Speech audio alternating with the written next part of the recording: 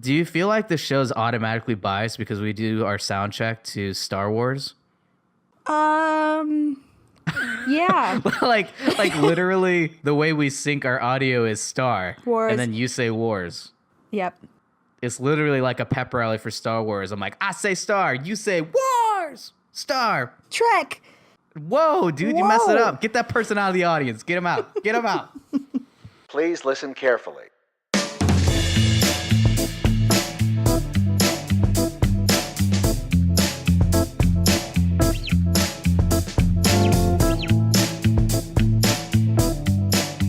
Hello and welcome to the Film Review Podcast. I'm Zach. I'm Amanda. And today's guest is VFX artist Tiffany Nichole Vochatzer. But before we get to that, let's get into some industry news. Bohemian Rhapsody, the Queen biopic, has replaced director Bryan Singer. This is kind of interesting because they basically fired and replaced him. So Bryan Singer was fired by Fox under the pay or play clause in his contract. And according to Variety's sources, this was due to Singer's repeated failure to show up to set. Also, Rami Malek, who plays Elliot in Mr. Robot, he plays Freddie Mercury in this film, and he was repeatedly complaining about Singer's lack of professionalism. At one point, cinematographer Thomas Newton Siegel had to actually step in and direct some of the days that Singer was missing. So not only was he not showing up to set, but he wasn't showing up to set like the entire day, and they're like, look, we got to get something, so get that cinematographer in that chair and let's direct this. Singer's claiming that he was taking time off to deal with one of his parents' health issues. That's, I guess, his claim against all of this. And this isn't even including the current sexual assault claims that are laid against him, which is a whole nother bag of bad news. So anyway, so 2 days after, getting onto like him being replaced, so 2 days after Singer's firing, Fox already hired a new director, which is Dexter Fletcher, who's known for Eddie the Eagle. So that's the director who's now going to be helming the Queen biopic. So yeah, that's a lot to throw at you, Amanda, but like, what are you thinking about all? Like, it's crazy week for Bryan Singer. It's a lot to happen in 1 week, for sure. I mean, to be honest, I don't actually know too much about the new Queen biopic. Do you know who Queen is, at least? Of course. Oh my God. I just didn't know they were making a film about it. How about we talk about this? Ryan Reynolds will be voicing Pikachu in the upcoming live-action Pokemon movie, Detective Pikachu. So what? Yeah, I don't know how I feel about this, but all I'm imagining right now is Deadpool in a Pikachu costume. There has to be. I'm sure there's fan art out there already. Oh, well, honestly, I feel like it's something that Deadpool would do, so I'm not too surprised. Wow. Deadkachu. There you go. It's a whole spin-off series where it's Deadpool trapped in Pikachu's body. I think I would watch that. I would. It would sell tickets. I mean, you got the whole Pokemon world. You got Deadpool. I mean, it's going to be interesting. But what else is out there? Is there any other real news about that movie? I feel like that's kind of gone under the radar until just now. There's really not a lot out there for it right now, as far as I can tell. Do you know anything that I don't know that you're allowed to say? So yeah, no. Nope, I don't know. I don't know. Let's move on, maybe. Yeah, that's the hint, Amanda. Thanks for catching that. I'm over here freaking out. Yeah, let's move on. But I am excited for the movie. That's all I'm gonna say. But yeah. So another thing that was going on during this week was SWAT and Westworld both had to shut down production due to the California wildfires. So apparently brush fires ignited north of Los Angeles overnight on Monday and also into Tuesday, and they forced production shutdowns of both shows. Both of those shows shoot near Santa Clarita, and that's where the blaze sparked earlier Tuesday morning. And it grew up to be 200 acres just by 10:50 a.m. on Tuesday. So it's been kind of nuts. HBO released a statement concerning Westworld saying, due to nearby wildfires, Westworld stopped production earlier today and will resume filming as soon as it's safe to do so. There's been no update as to whether or not either show has started production up again. Just an interesting side note, by the way, the 2017 California wildfire season has been one of the most destructive on record. It's currently, let's see here, a total of 8,700 fires have burned 1.2 million acres of land. Oh my God. Well, This is all because California had just come out of the drought in the last, year or 2 years. Have they right? ever been not in a drought? I feel like that's kind of constant. Well, yeah, but I guess compared to how it's been in the last 10 years, they've considered California to be out of the drought. And I guess that's with all the new, the new vegetation that's growing. So when the dry season comes along, there's so much more available to burn. Wow.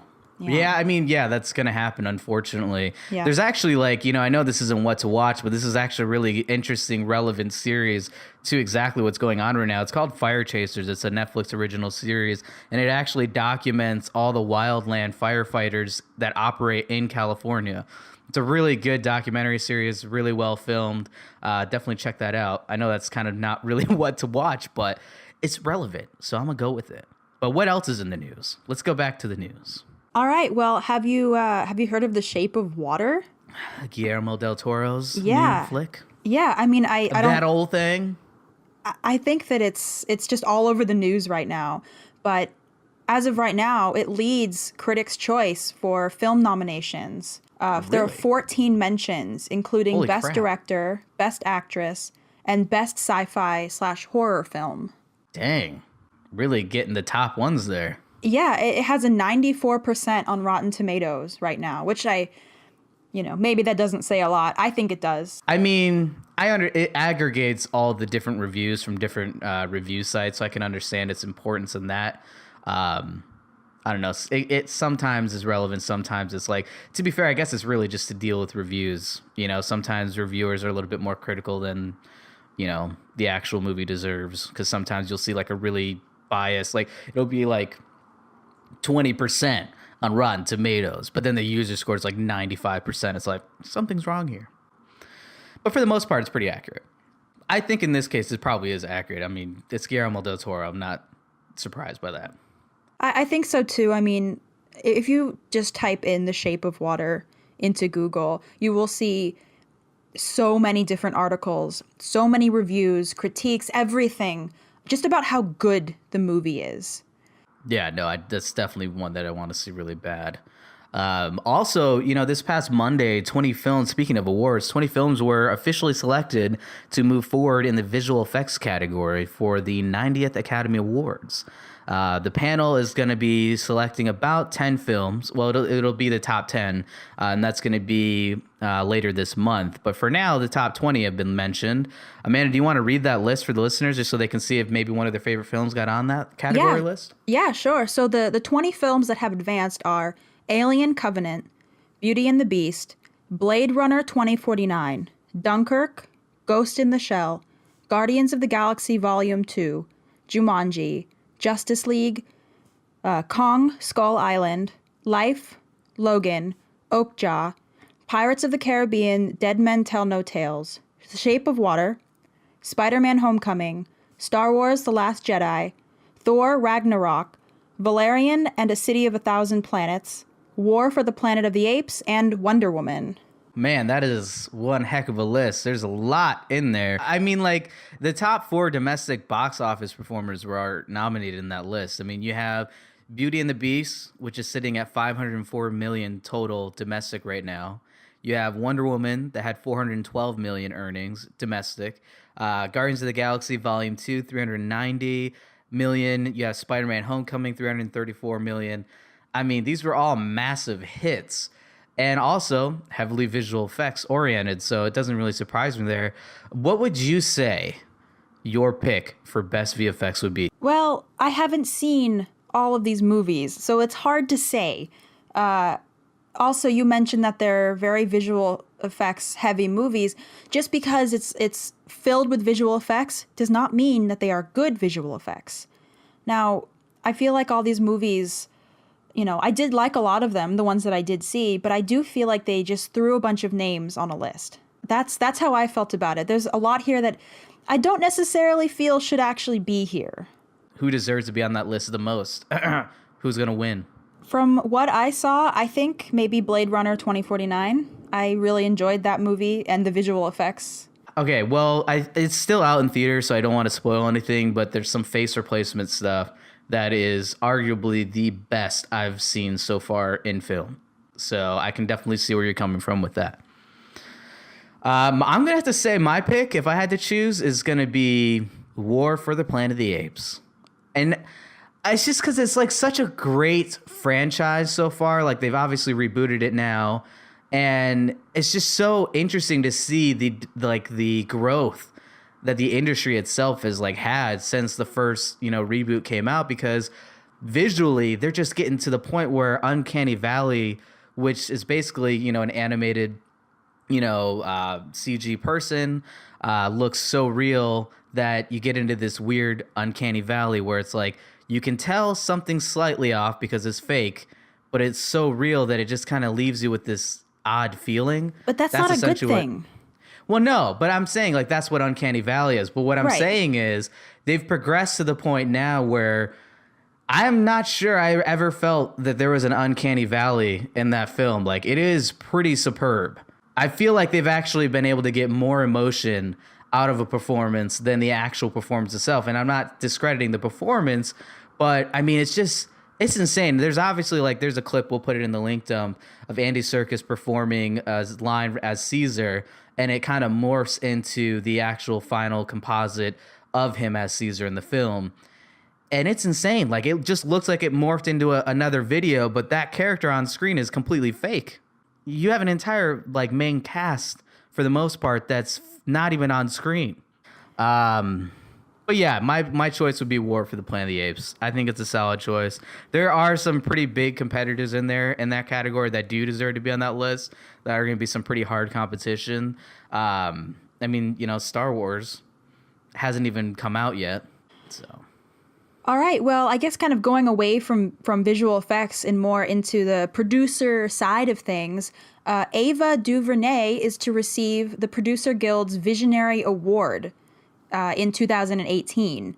So if you don't know who she is, she was the director for such films as 13th, the Queen Sugar series, Middle of Nowhere, and Selma, which is pretty interesting. She is the first African-American woman director to have a film nominated for Best Picture at the Academy Awards.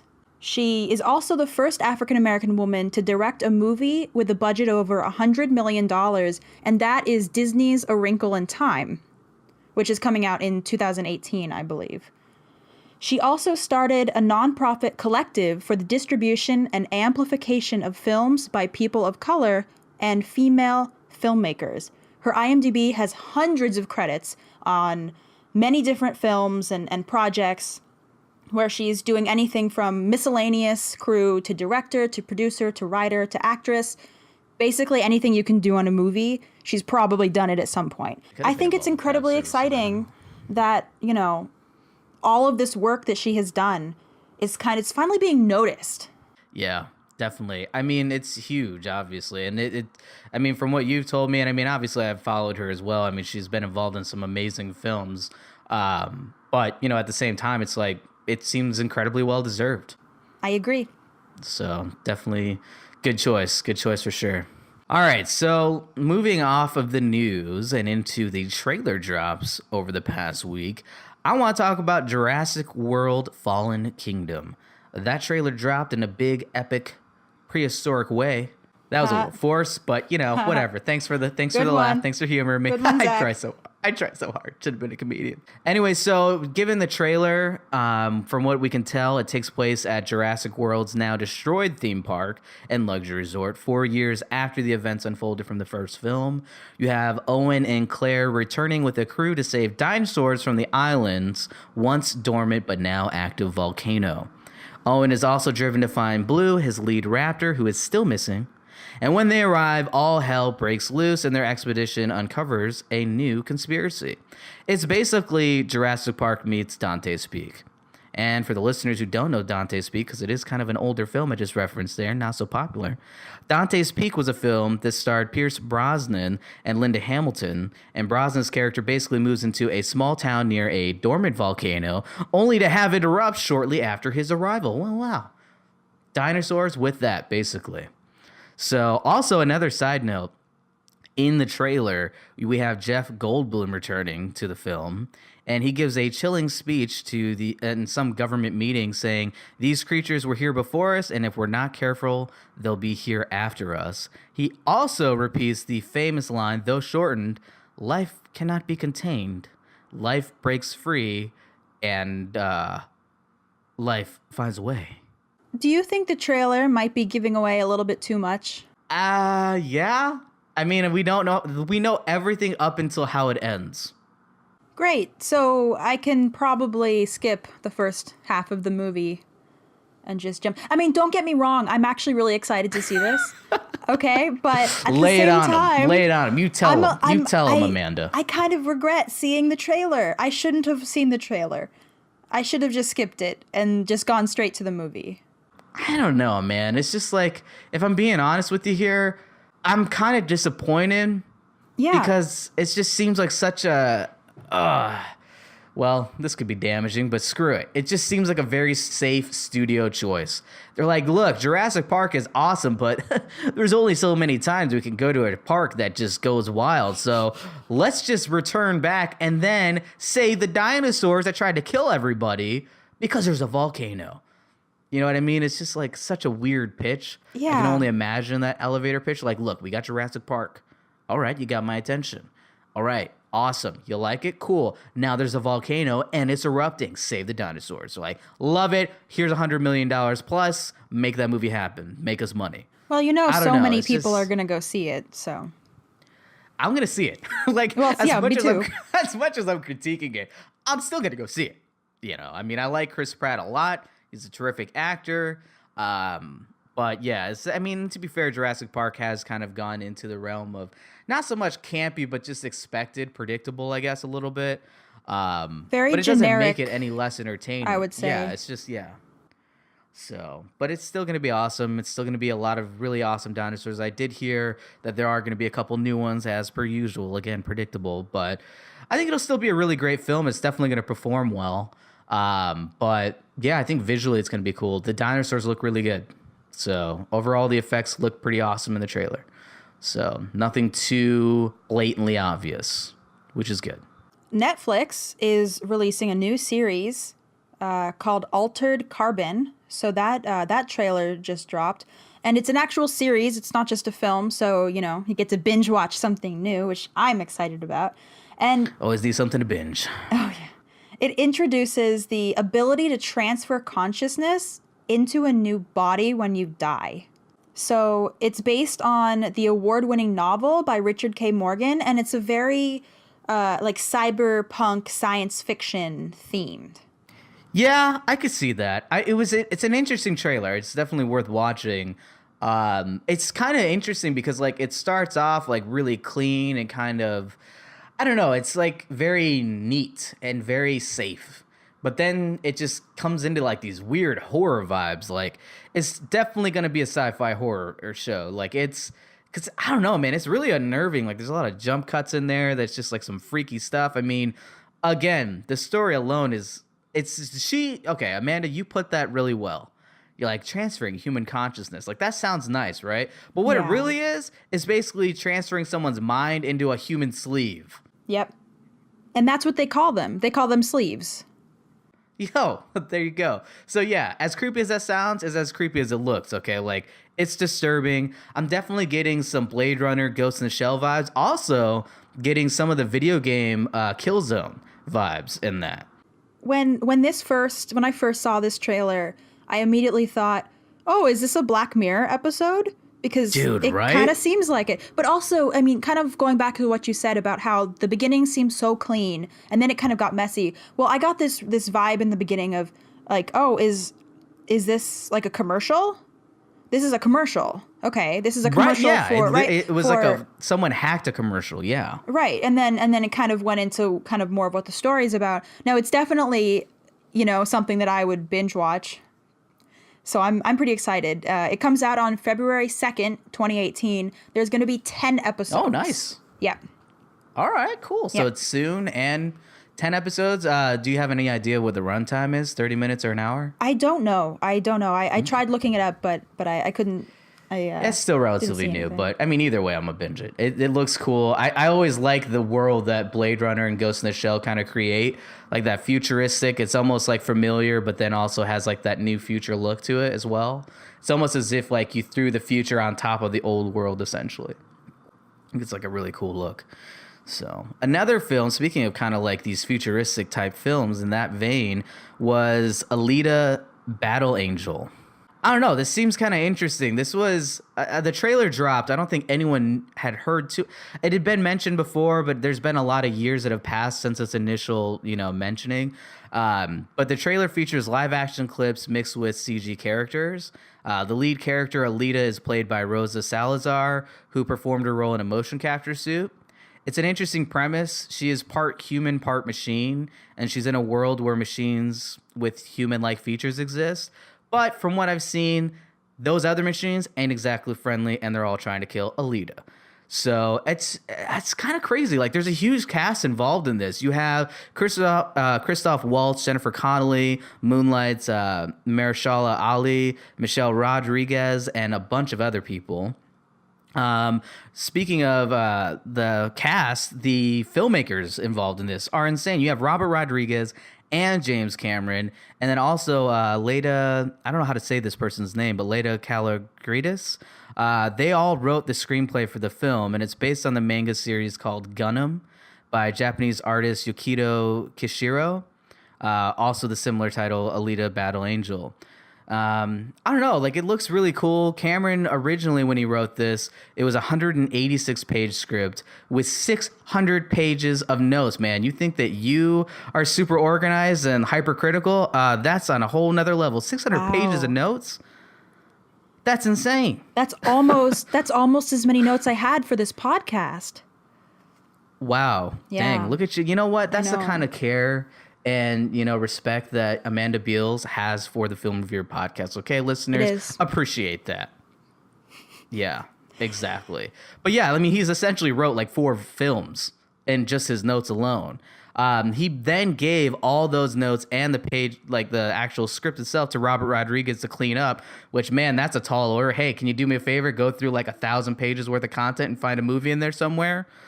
But he did, and after he saw what Rodriguez achieved, he wanted him to direct the film, so that paid off for Robert Rodriguez.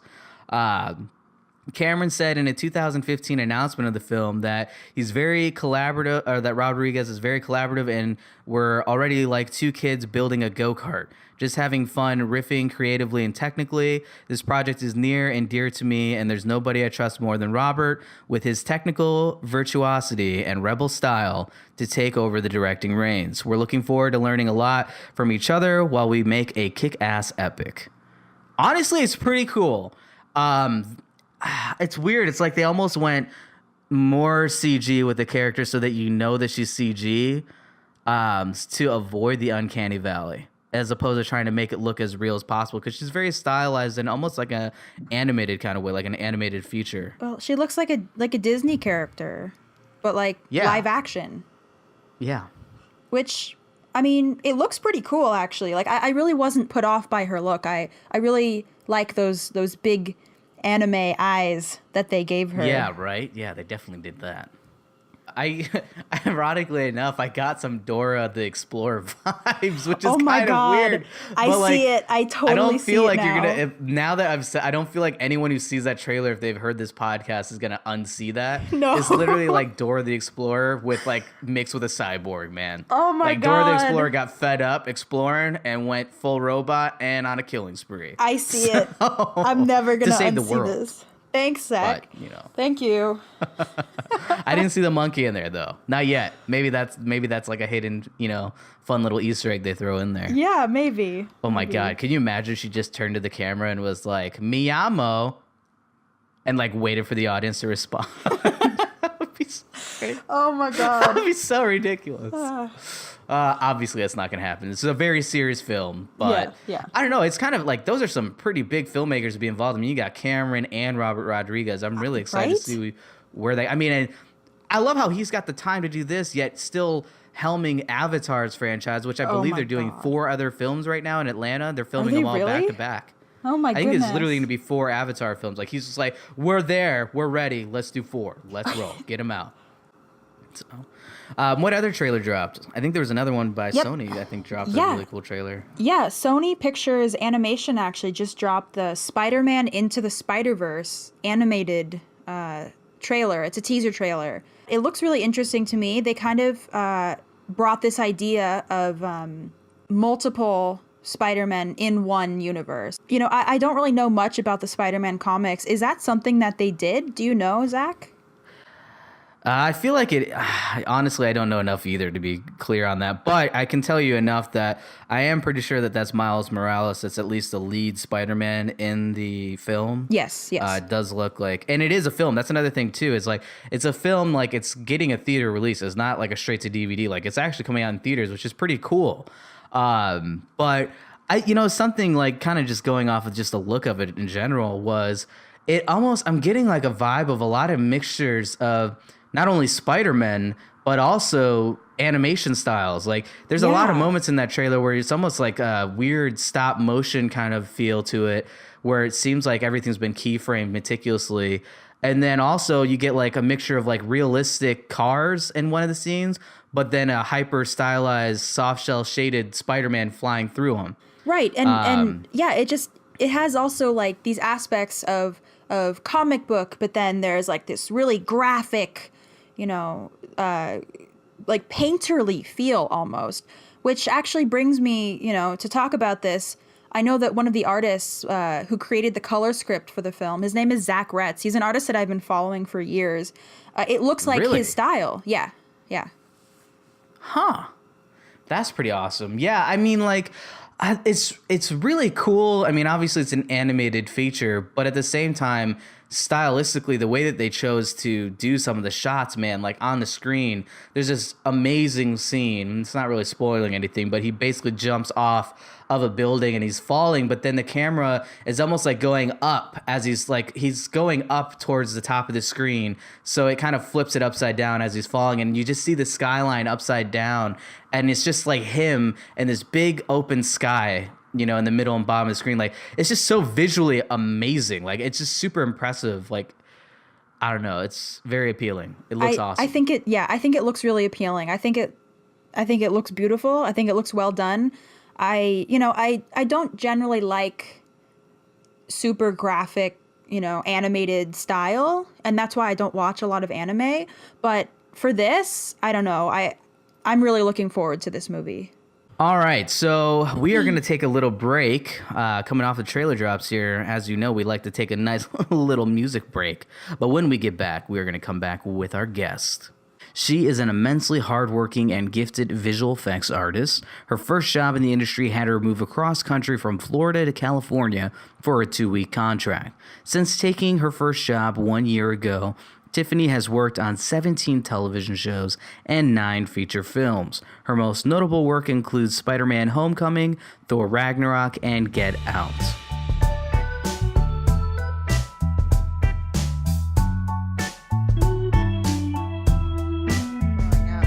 Chiefs have always been kind of touted as a really bad team, but we've been playing so good the last 5 years, and it's just but we're not getting it to the next level. It's just kind of like good but then mediocre, so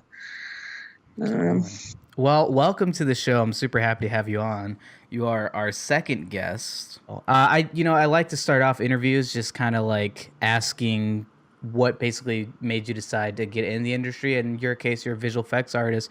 What made you decide on that kind of a career? Well, really, I think it was a combination of a lot of things. I mean, I spent my 20s working desk jobs, insurance and call centers, and I think I just grew kind of comfortable with that. And, I've spent, since I was 16 wanting to be a photographer as well. And so I felt like I had that artistic eye and also a lot of experience with software because I was working in Adobe Photoshop all the time. I started listening. I know you are a big Kevin Smith fan as well. So I was listening to his podcast all the time. And, I had heard about the Dave School for a few years before it all of a sudden clicked in my head that was like, I could probably do something like that. It kind of takes my creative eye, my love for working in a desk all the time, my In the dark. affinity Usually. yeah, exactly. In the dark, in a dungeon. Yeah. Stuck to a desk for 8 to 10 hours a day. So it just, it kind of all, came together like that. It was just kind of a click. And I was like, I think I can do that. And I had family in Orlando. So it kind of That's worked even out better. to, yes. Yeah. I had someone to stay with for a little bit until I was able to get my own place, and then, start the school. So, yeah. Very cool. I find it interesting. I remember, like, because, for the listeners, we originally were in classes together and then I had to repeat a block. But it's funny because, like, in orientation, they asked, like, how did you hear about Dave School? Did you hear about us by Google searching or, yada, yada. But Dave School's marketing program, they do sponsor a lot of podcasts. And both Tiffany and I actually heard about Dave School through Kevin Smith. So I think it's just kind of interesting. Right. That's how we I do both got our remember start. that. Yeah. On the first day, both of us said that. We were like, yep, Kevin Smith fan, heard about it there. Yeah, Marketing so. paid off for at least 2 students. So how did you get your foot in the door? Like once you graduated the school or before that?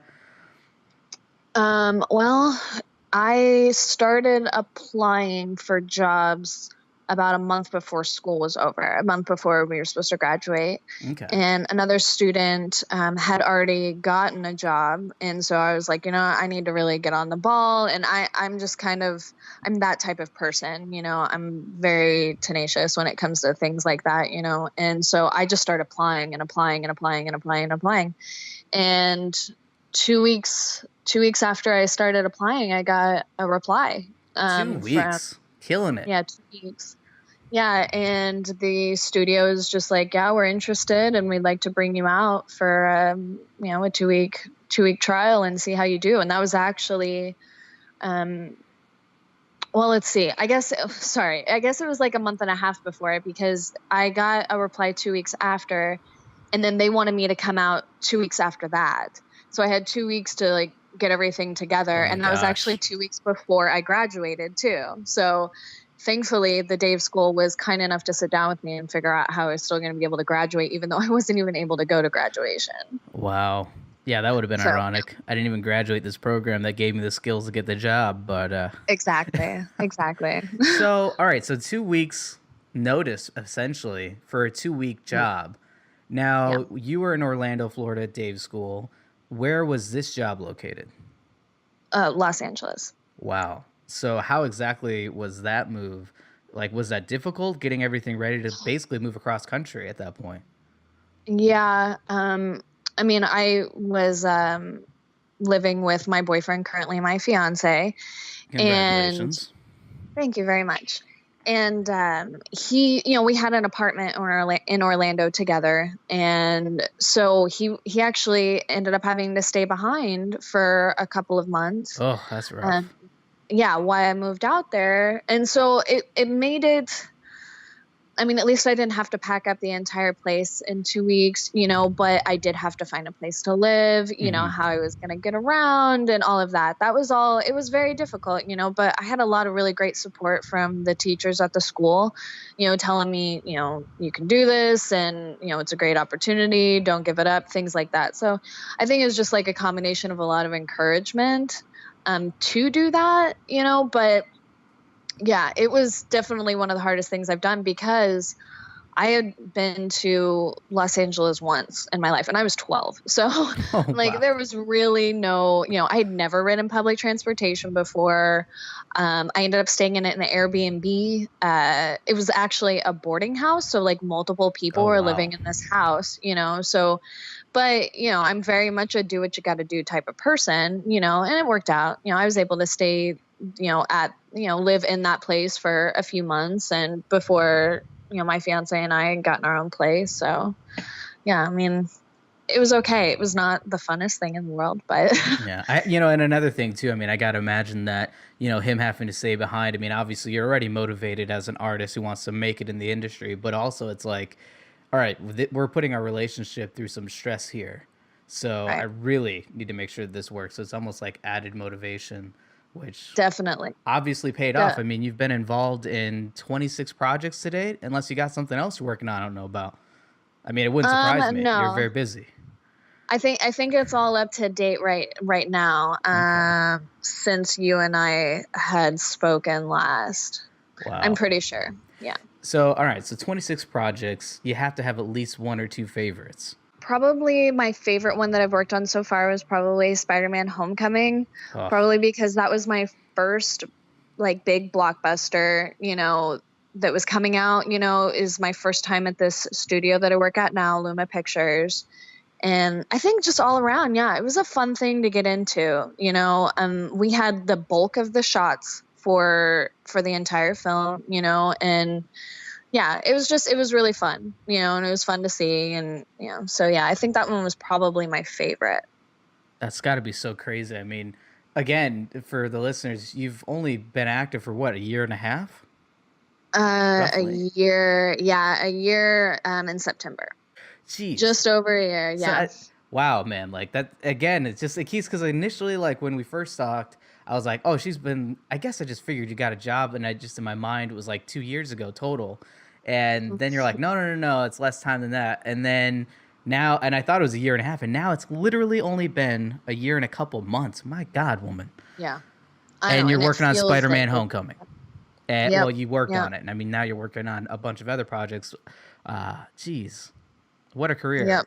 Just finished up Thor, and we're finishing up Black Panther now. So, Good yeah. God. It's been good. Does that blow you away in a little bit, just in the fact that it's like, oh yeah, I mean, to me, it's crazy. I mean, I know when I worked on my first big picture, I was like, holy crap. It's kind of weird just to say like, oh yeah, I worked on that. And like, here you are. I mean, you've just got this catalog of massive television shows and now feature films. Does that just kind of like blow you away sometimes? A little bit, definitely. Yeah. I enjoy actually going and seeing it. I think that was probably one thing that I love so much about Spider-Man is, I got to see it with, a bunch of people I worked with. And, I mean, just kind of seeing, since we did have the bulk of the movie, just seeing all of these different things, like all of the cool stuff that we did, and being so proud, yeah, definitely. Yeah, it's one of those odd things where it's like if you work at a studio, you pretty much don't care about spoilers anymore because it will more than likely be spoiled for you.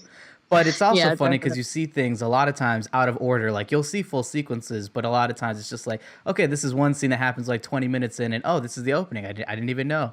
Like we worked on The Strain, I think was my first like televised job, and I remember working on the scene. I'm like, man, this is an epic scene. This must be like towards the end. And when the episode aired, it was the cold open. It was literally the first scene. I'm like, oh, didn't even know. So it's kind of interesting to see it all together. What does your family think about that? Do they like brag about you a lot, or are they just like, whatever? I gotta imagine it's gotta be kind of crazy. Yeah, I think both of my parents, at least, they definitely, they're always like, oh, I was telling everybody about you. Oh, I went out here and I was telling everybody about you. I'm like, you don't even know those people. You were talking to the gas station attendant. What are you doing? That's when you know they're really proud. And, yeah, exactly. And, that's fine, but it can be a little awkward. But all good. It's fine. Oh man, that's great. Let's see. What do you love most about working on a show? I guess I'd have to say, the final product. I mean, because when you're like really deep into something, especially now, I mean, I worked on TV before, and it was so fast paced, and I mean, we get an episode a few weeks before the episode was actually going to air, so like it was just so fast paced that I didn't really get in deep to anything, and I think with the films that we work on, we spend so much time with it that seeing the outcome of it, seeing it all put together, kind of like what you were saying. I mean, I don't really know what the movie is about. I know people have asked me that. Someone asked me that on Twitter about Spider-Man. They're like, oh, can you give me any spoilers? I'm like, for one, no. Okay, like absolutely job. not. I'd like to keep it. Even if I did know anything, like, no, I couldn't tell you anything. But like, I see little bits and pieces of stuff, and I don't even get any audio. I'm not sitting here like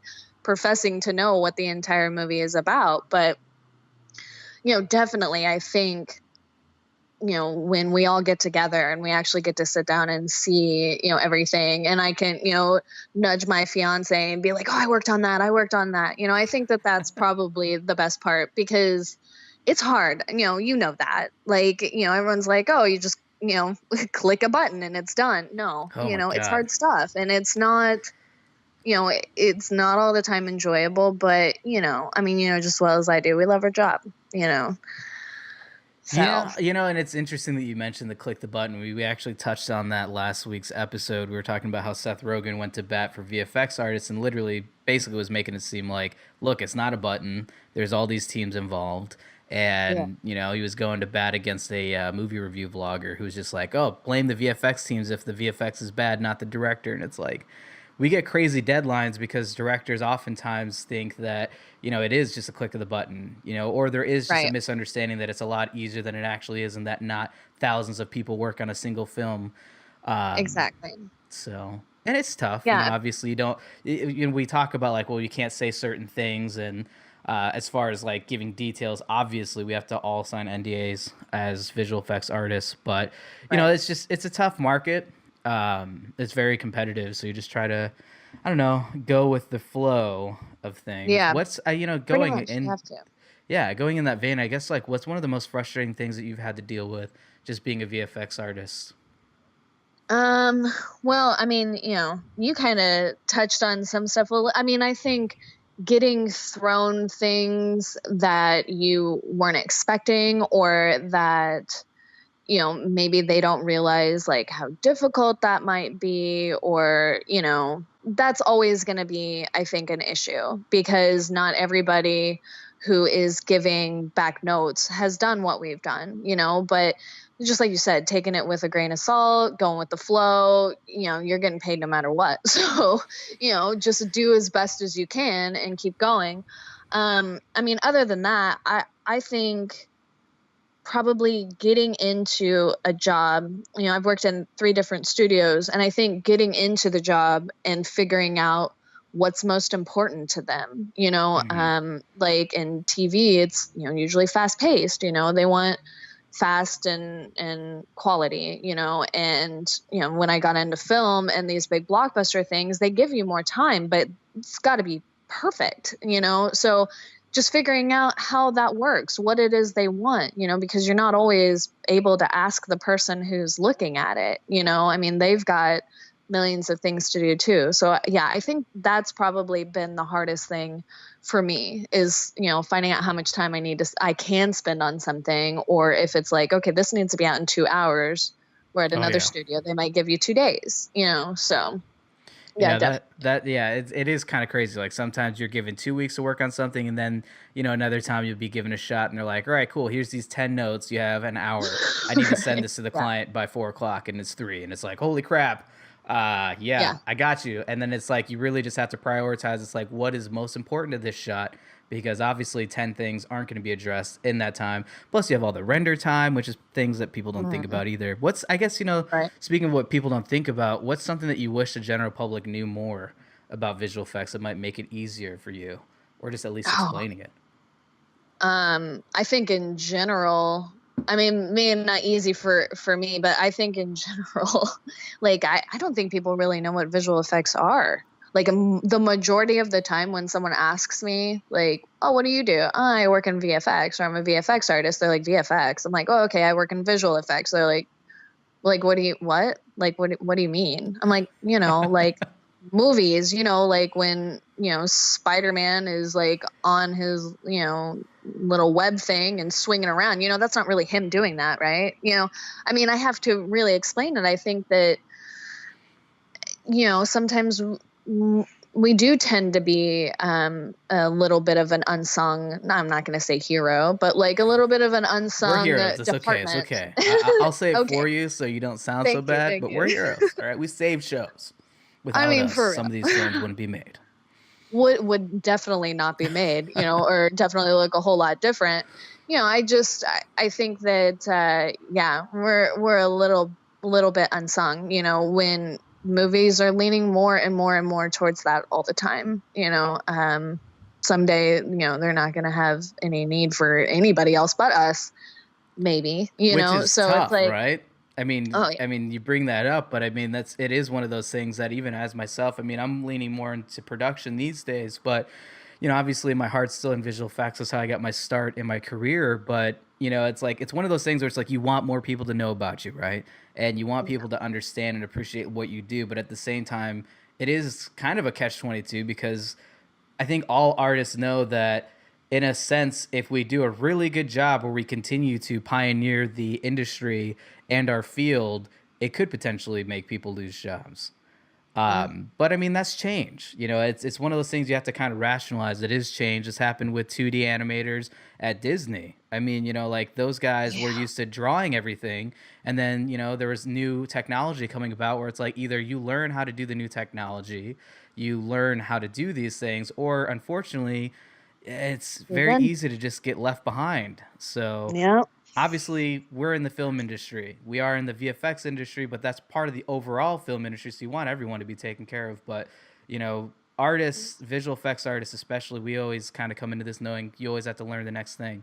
There's always a new software. I think that people that are used to doing prop design or stuff like that, it's like there's usually just a way to do it.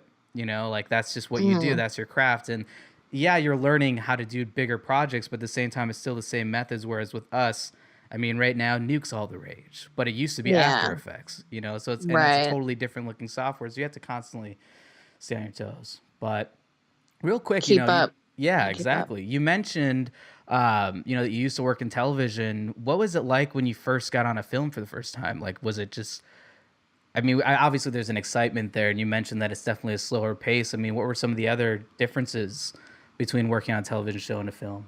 I don't know. I mean, there's really not much of a difference with the exception of that, I mean, because a lot goes into that whenever it is about the pacing, because then it's, quality and things like that. Although I guess probably the biggest difference, and this is like purely based on me and not anybody else. But, when I went over to Luma Pictures, before I had been a compositor and I went over to Luma Pictures and now I'm doing roto paint. So, I mean, that's been a little different. I've been able to just focus on that. But really, I mean, big picture wise, there's really not much of a difference. Yeah. And that also kind of just illustrates the difference too in itself. It's like, here you are, you had worked on, I mean, a number of television projects as a compositor. It's not that you haven't proven yourself, but to a film degree, it's like, okay. And again, it's not that they're necessarily proving yourself. It's just like you saw that as I'm assuming, I mean, I'm speaking for you, but I'm assuming you saw that as a way to get in at Luma Pictures, which is a massive company, which congrats on that. Yes. But, that often does happen. You'll see someone that works in television and then, they have to go and do a slightly different job, to get into film. But to be fair, you are working on massive projects, though. Yeah. And it's still very similar to what you do as a compositor. Definitely. I mean, I had thought a lot about it beforehand because, not every studio has a roto paint department. So, smaller places, obviously, you're going to be doing that as well. But, when they hired me at Luma, they asked me if that was okay, if I was taking a step down. And honestly, roto paint is something that I struggled at, for a while because it is very technical. It's like if it doesn't look right, then it really doesn't look right, And so when I took the job, I knew that it was something that I needed to work on, and I was okay with that. They do like to keep people around though too, which is nice, and so they said it was always an option, if I stuck around and they liked me and things went well, that I would move back up. But, I'm not sure. I don't know. It's kind of like this industry is definitely a day by day thing. You can't plan anything ever, you just got to take it as it comes. Yeah, I think it's like one of those people, like most people in a career path, they're always like, all right, you got a plan A and a plan B. And as a artist, it's like, all right, and I got a plan, A through Z, because so many different options could go wrong or affect one plan that you can't really just do the plan B. You just have to kind of be prepared for everything.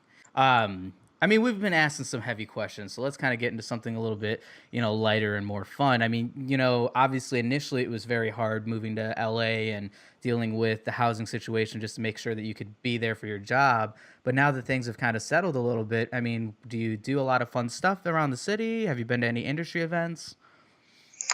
Well, I think most of the stuff, well, because my fiance and I, neither of us have cars right now. It's a really big bummer because everybody says, oh, you have to have a car in LA. Well, I've been able to get around in public transportation, although my commute is like 3 hours a day. It's an hour and a half there, hour and a half back. Yeah.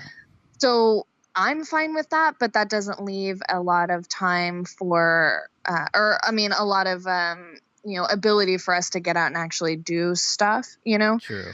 But yeah, I mean, a lot of the stuff that we have done or, that I've done is go to, my Luma does a lot of events, a lot of parties. Like they have a huge Halloween party every year where they usually invite like 200 to 300 people. Dang. And, they go all out with the Halloween party and, so that's fun. Or, we get together with them. Or actually, there's a good number of Dave School students out here, too.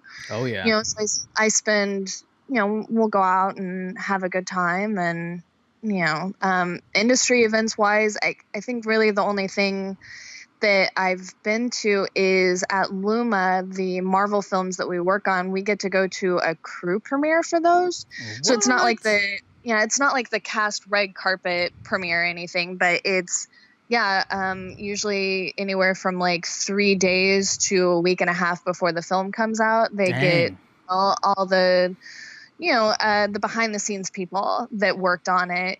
They go to a theater out in Westwood and, we get to see the movie. The vice president of Marvel, she comes out and she talks. She's very motivational, thanks everyone for their hard work. And then we get to see the film. So it's actually really cool. I do very much enjoy getting to be around everybody who is excited about it, excited to see it. So Yeah, it definitely gets you hyped up. I know that a lot of studios, I'm currently working out at MPC Vancouver, but Right. they're not unlike any other studio that does like some kind of monthly, little thing. And like, I know that we do monthlies here, and without going into too much detail, it's one of those things that it really kind of just riles everyone up and gets everyone Yes. like, amped up for like the next month. It's like, awesome, man. I feel great. And I'm super excited to be in this industry, and I'm super excited to just tackle the next month. And it's very easy to forget about the 80+ hour weeks that you've been putting in during the Right, month. exactly. Like, I'm not even worried about that because I love being in this. Like, it's pretty cool. So it's definitely nice to Yeah. kind of just feel appreciated, I think. Definitely. Yeah. Being around everybody that's doing the same exact thing that you're doing, putting in the same time that you're doing, loving it as much as you love it. Yeah. It's really good to be around those people and then get the motivation from, the people who are leading the pack, so. Definitely. Yeah. I mean, what would be some advice that you would give for someone who is considering visual effects as a career, or maybe someone who just recently graduated? Like, what would you advise them to do to try and get their foot in the door? Well, I would definitely apply.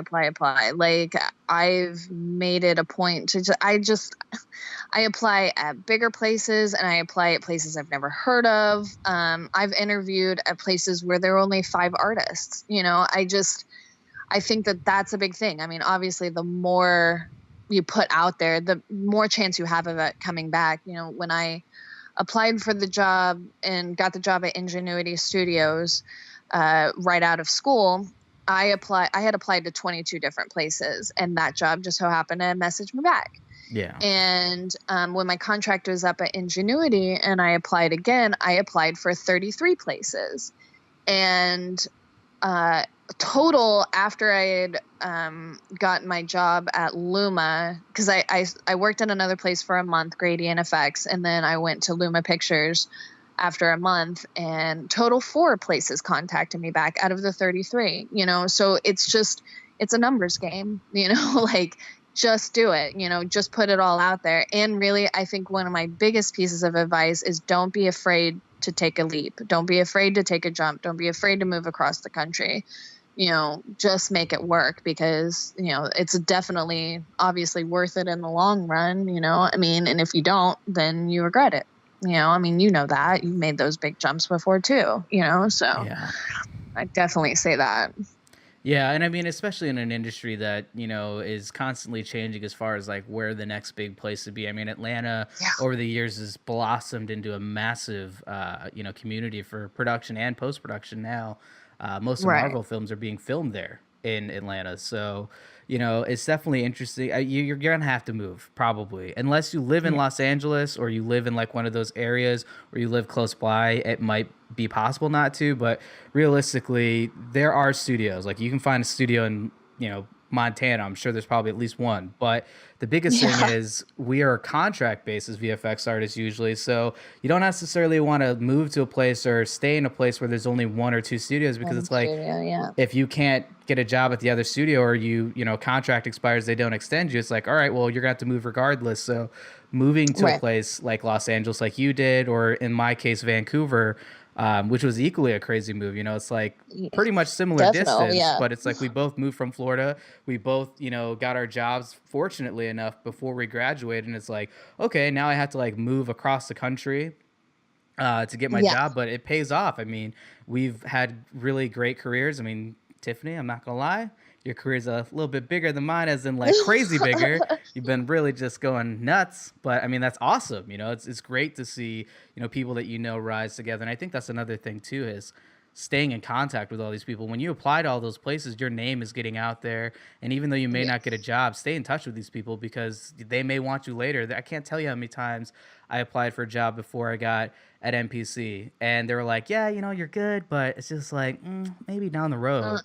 And then now it's like they're asking me, it's like, hey, are you free? When's your contract? Like, so it's very touch and go. Like they'll come back around. So I really think that what people don't understand when they're applying for jobs, and maybe they do, but this is like one of a great piece of advice I got. And it was when I was in school, and I can't remember exactly which teacher said it. So I feel really bad for any of them that might listen to this. I think it was actually a combination of all of them, and they were all just kind of giving us advice. But one of them said, it's not about when you're ready to get a job. It's about when the studio is ready to have you. So just because, you are good enough to get on at NPC or Luma or Double Negative, just because you're good enough doesn't mean that they're ready to have somebody or they're ready to hire somebody. They could be letting go of someone in 2 weeks, and if you would have applied 2 weeks later, so it's all about, if you don't get that job that you want right away and you work someplace else, keep applying. Like there's no point not to, Definitely. Yeah, exactly. And, obviously social media is a big aspect too. I mean, more for networking would be LinkedIn. It's like, if you can get in contact with these recruiters beforehand, or even if you just slip, say you're like, all right, cool, I just applied to Double Negative, right? And it's like, but if you can add a recruiter on LinkedIn and then you start talking to them, more often than not, the second you message a recruiter, they can be like, hey, we're actually looking for artists, you should apply. It's like, then you go, oh, I actually already applied, and if blah blah blah, you just start talking. It's like, now you shot your application from the bottom of a pile of like 100+ people to potentially the top, because now they have a name and a face to you. So they're usually more than willing to talk to you. Yeah. Exactly. I mean, just get to know them. Yeah, definitely. It's a lot more work than just the job itself. You have to be your own agent, essentially. Yep. So, all right. I'm going to ask you a couple easy questions, maybe a little bit hard, but definitely a little bit, I think they're easier. What are your top 3 favorite films of all time? I'm not going to say 1 because that's hard, but 3 maybe. It's actually still very, very hard because... Top 5?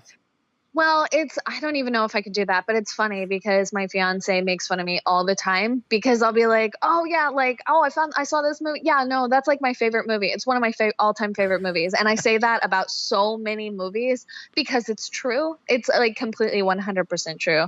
But, yeah, so top 3, I'm not sure. I am a huge, huge, huge Star Wars nerd. Like I've loved Star Wars since I was 15. I was actually a little late to the game on that one.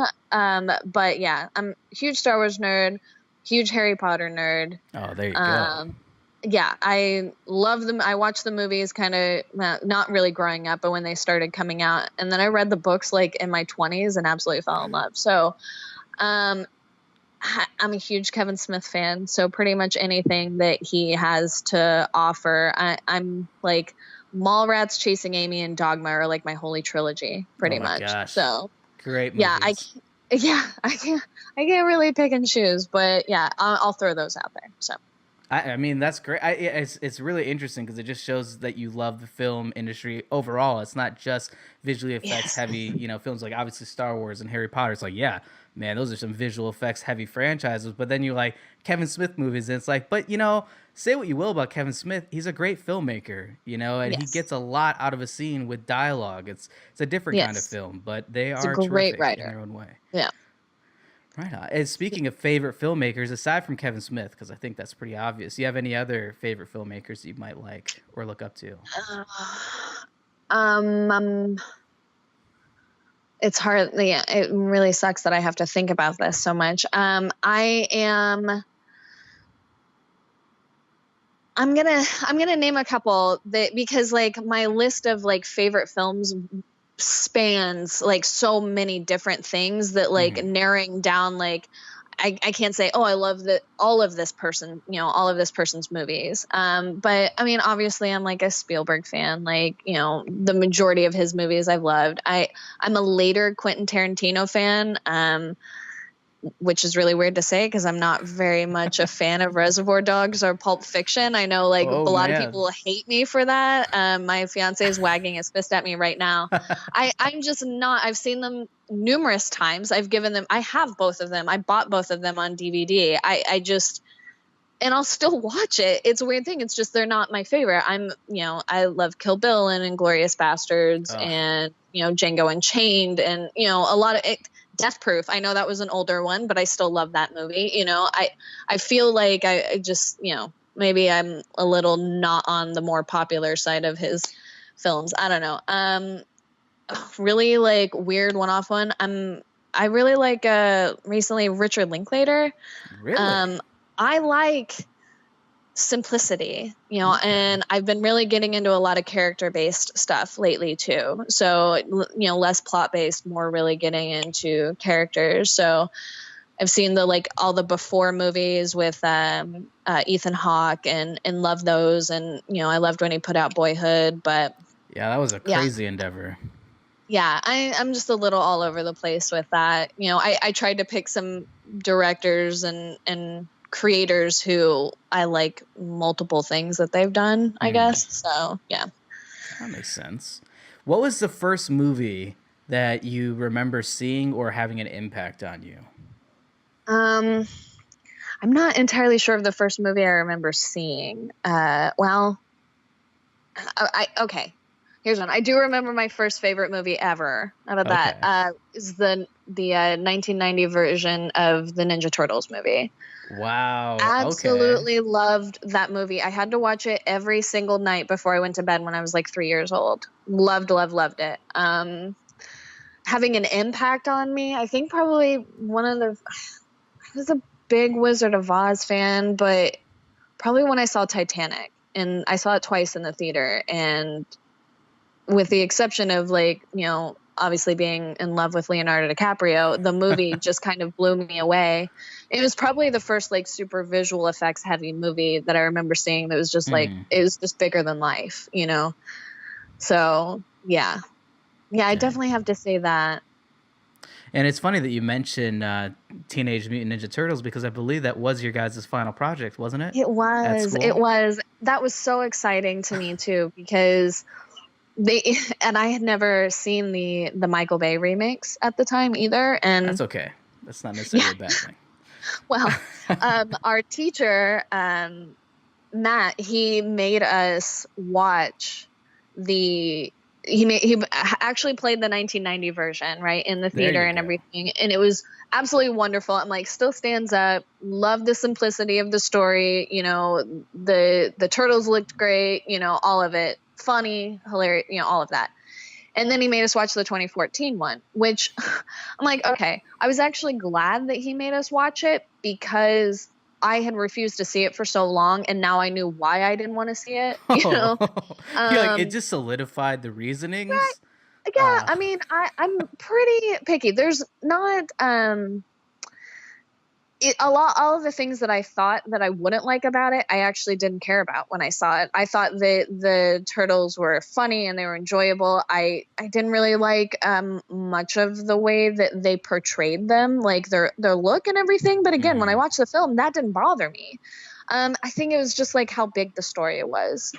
That bothers me. I'm not really a like the whole world is gonna explode type of person, but you know, and all in all, it was fine. So yeah, I was really excited to be able to watch those, and then we did a shot-for-shot recreation of the 1980s cartoon, so the cartoon intro. So yeah, I mean, it was really cool. I had a blast working on it, and it was something I loved. It was the first thing I've been able to work on that I loved so much, you know, so it was good. Yeah, Definitely. And also, just a little fun side note for the listeners, this project that she's talking about was actually seen by Kevin Eastman, and he actually like commented on it.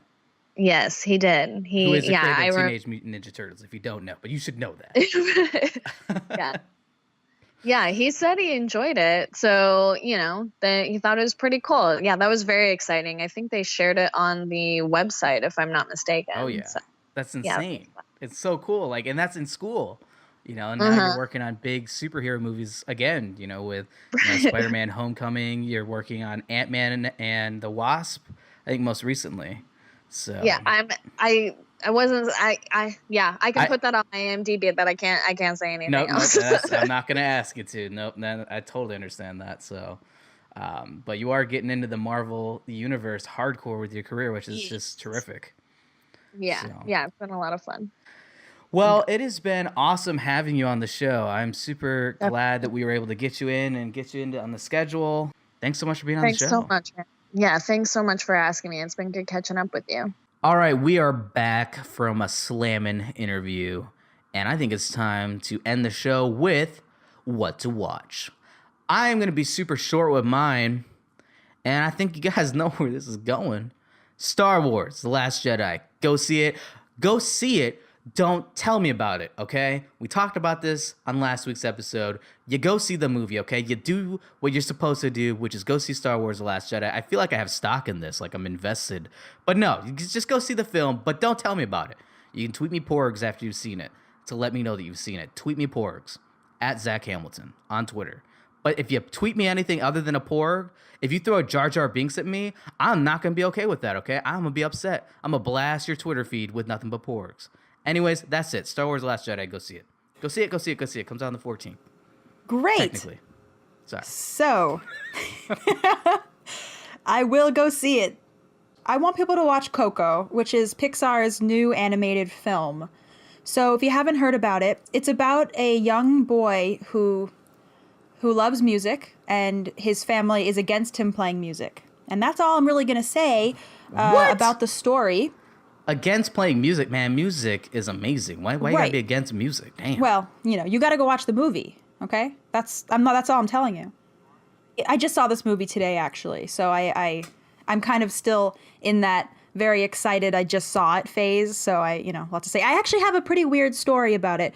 I went to the movie theater this morning, and I got there. Theater was supposed to open at 10:30.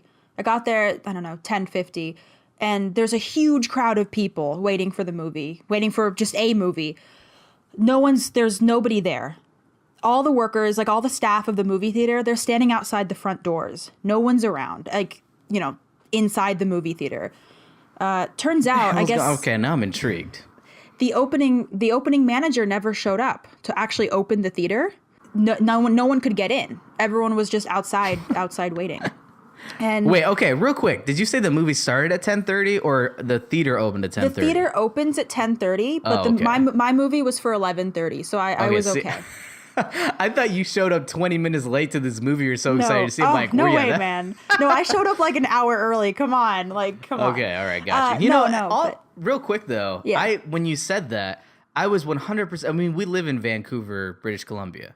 So it's a very big film-centric city. So when you said that there was a huge crowd, I just assumed that maybe there was like an actor or someone that happened to be walking by the theater and they were just crowded around him. And then it just turns out that someone's just neglecting their job duties, not showing up to work. They're singering it in, is what they're doing. They're Bryan Singering it in, not showing up to work. Too soon? Oh, man. Too soon? You're gonna hate me for saying this, but we found out that the manager had gotten into a car accident that morning. Oh, come on, man. You got to know. stop me sooner before I say these horrible things. Good God. I just wanted to let you go with it, man. I'm sorry. Man, it's almost like you knew I would do something like this, and then you were just like waiting to just drop that ball on me. Yeah. All right. Yeah. Okay. Well, anyway, long story short, they let us all into the movie for free. So. What? Yeah, that was exciting for me. So you're telling me and the audience that the way to see movies for free is to find out where the opening manager lives and make sure they get into a car accident or don't get to work. That sounded a lot worse than I'm not saying murder opening managers of movie theaters, terrible. okay? I'm going to tell you that right now. I don't need the Secret Service or any other kind of FBI agency coming after me for making threats on the air. I'm not saying that. But if they maybe, miss their alarm clock, for instance, and they don't show up, you might get to see Coco for free. Or Star Wars. Can you imagine that happened in Star Wars The Last Jedi? Oh my God. I feel like they have to have some sort of backup plan for that. I thought they would today, at least, would anyway. That seems like not something that would happen in general. I don't know if they would plan for something like that. I don't know. I mean, I think it happens. I think accidents happen all the time. But anyway, I'm going to get back to actually talking about Coco because I really enjoyed that movie. I think everyone should watch it. But I think we're not going to spoil it, though. I'm not spoiling anything. Okay, good. I think the most important part of the movie is the Mexican culture that it brings along with it. So a lot of people were extremely hesitant to go see it because they thought, oh my God, Pixar is doing this Mexican culture film. That doesn't make sense. It's like a white man's industry, and everyone was like sharpening up their pitchforks and everything. But, it turns out that this movie is actually very culturally relevant, even done by, a studio in the US, right? So, which is great, but it actually turns out, so Coco is currently the highest grossing film of all time in Mexico. And everything I've read so far is that everybody loves it. They love the movie. They say that it'll bring you to tears. And this one reviewer in particular, Vanessa Erazo, she said, it's a blissful hug of acceptance in a time when the very existence of Latinos in this country is criminalized, referring to the U.S., obviously. This film I think it is culturally important, and it actually does a very good job of portraying this culture. And Dia de los Muertos, which is Day of the Dead. So I think it shows it very well. And, I don't know a lot about this, the holiday, I guess it is considered a holiday. Yeah. Yeah. I mean, I don't know a ton about it, so I'm not really able to, critique it in that sense. But from everything I've read, they did a really great job. Yeah, I mean, and speaking on to what you said about, what everyone's reactions to it was, did they do a good job capturing that culture in a film with a U.S. studio, at the forefront of that? And it's funny because literally one of my really close friends, Carlos Barrios, who's also a visual effects artist I used to work with at MPC Vancouver, we were originally going to see it together. Unfortunately, I still haven't gotten around to seeing it. I'm seeing it Tuesday, but we were originally going to see it together, but when I asked him if he wanted to see it, he goes, do you want to see a grown man cry? Do you want to see man tears? And I'm like, whoa, man, is it an emotional film? He's like, look, man, I've already seen the trailer, and if the movie is half as accurate as that trailer, I'm going to be super upset. And for those who don't know, Carlos Barrios is from Mexico. And he was genuinely concerned, and he ultimately saw it, and I was told and informed that he definitely did cry big old man tears from his girlfriend, Nova. But he said it was really hard for him to watch it. He watched it, and obviously it's an emotional film in general. It just made him insanely homesick. Really? Because they nailed it that well that he was homesick because of this film. So that speaks anything to the authenticity of the film. That's amazing. That's really great. Well, that's episode 2 of the Film Revered podcast. I hope everyone enjoyed it. We have some end of the show updates, so stay tuned here for the following. You can now find the FR podcast on the following podcast apps or stores: iTunes, Google Play Music, SoundCloud, Stitcher, CastBox, Player FM, TuneIn Radio, Pocket Cast, Mixcloud, or on our site at filmrevered.com. If you enjoy the show and would like to show your support, leave a like on our Facebook page at Film Revered or follow us on Twitter, also at Film Revered. Next week's guest will be the always amazing Anne Scotland. We will be telling everyone more about her and the episode later in the week. Thanks again from all of us at Film Revered. Have a great week.